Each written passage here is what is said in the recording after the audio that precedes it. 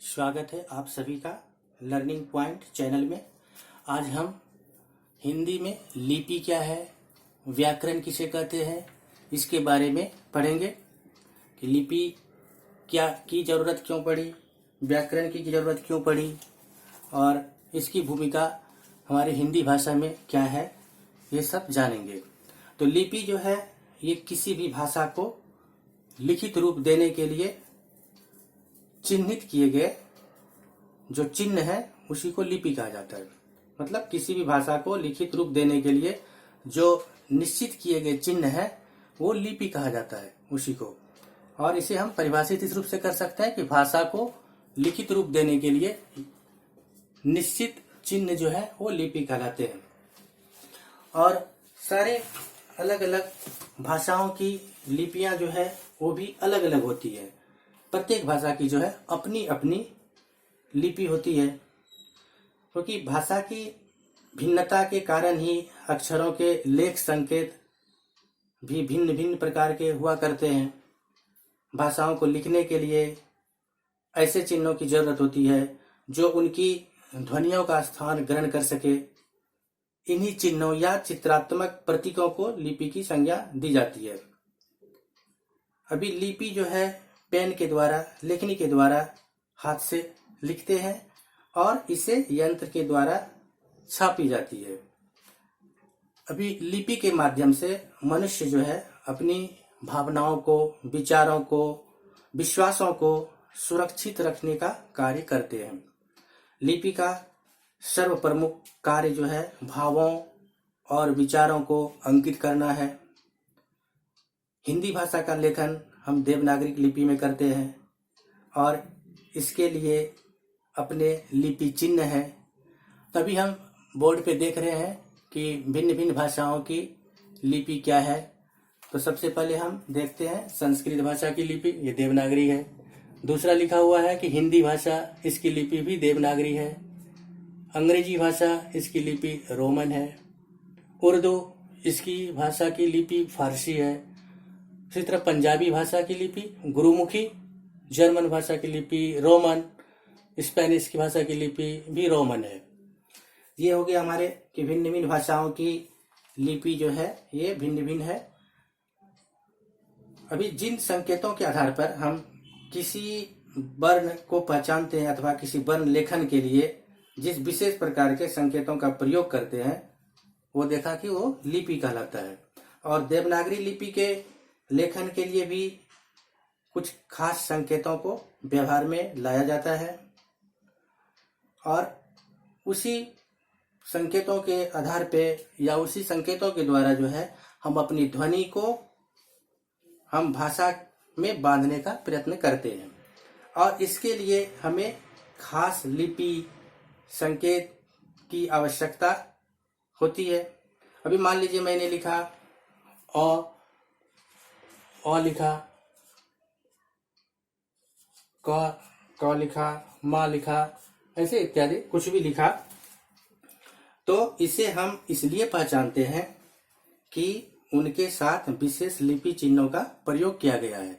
अगर कोई लिपि या कोई विशेष चिन्ह नहीं होती तो ये जो मैंने लिखा इसको क्या बोलते हम या क्या पढ़ते।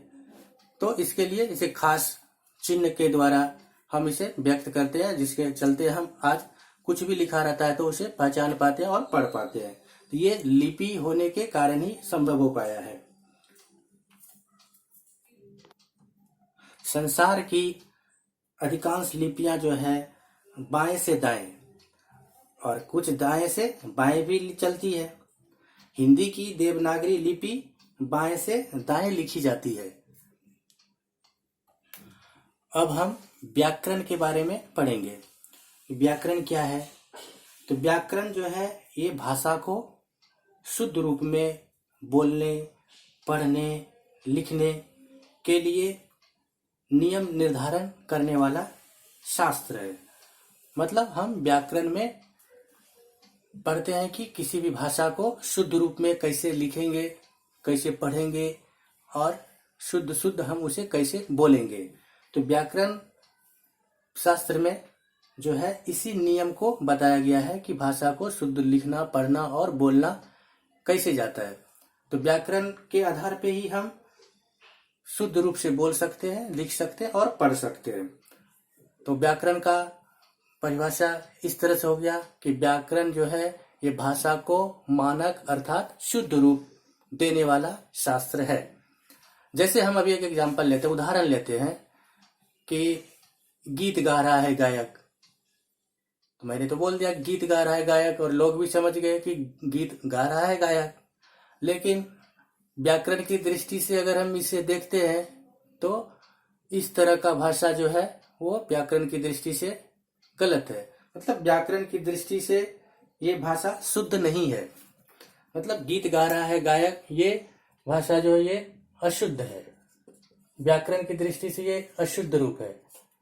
और इसी भाषा को जब हमारे पास व्याकरण की जानकारी होगी, व्याकरण के नियमों का हमें पता होगा, तो इस वाक्य को हम इस तरह से नहीं बोल के हम ऐसे बोलेंगे कि गायक जो है गीत गा रहा है। तो ये व्याकरण की दृष्टि से शुद्ध हो गए।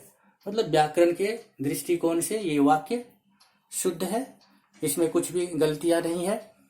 उसी तरह दूसरा उदाहरण हम बोर्ड पे देख रहे हैं है कि रितिका जो है बगीचे में खेल रहा है। तो जिससे भी मैंने बोला वो तो समझ रहा है कि हाँ सचमुच में रितिका बगीचे में खेल रहा है। लेकिन अगर उसने व्याकरण की दृष्टि से सोचता, अगर वह सोचता कि व्याकरण की दृष्टि से जो बोल रहा है वो अशुद्ध है, तो व्याकरण की दृष्टि से अगर इस वाक्य को हम बोलते तो वो शुद्ध होता। व्याकरण के नियमों का पालन अगर करते तो हम इस तरह से नहीं बोलते कि रितिका बगीचे में खेल रहा है, क्योंकि ये अशुद्धियां हैं इसमें व्याकरण के दृष्टिकोण से। तो इसे शुद्ध करने के बाद ये कैसा होगा, रितिका जो है बगीचे में खेल रही है। मतलब इसमें व्याकरण के नियमों का मैंने पालन किया। अब हम व्याकरण के कौन कौन से नियम हैं, कौन कौन से रूल हैं जिसको पढ़ने के बाद या जिसको जानने के बाद हम अपनी भाषा को शुद्ध रूप में लिख सकेंगे, बोल सकेंगे, पढ़ सकेंगे, ये हम आगे के वीडियो में पढ़ेंगे। अभी फिलहाल हमारा व्याकरण के बारे में इतना ही। तो आप हमारे इस चैनल को सब्सक्राइब करें, बेल आइकन को दबाना ना भूलें, ताकि मैं आपको हर वीडियो अपडेट्स करते रहें। जय हिंद, जय भारत।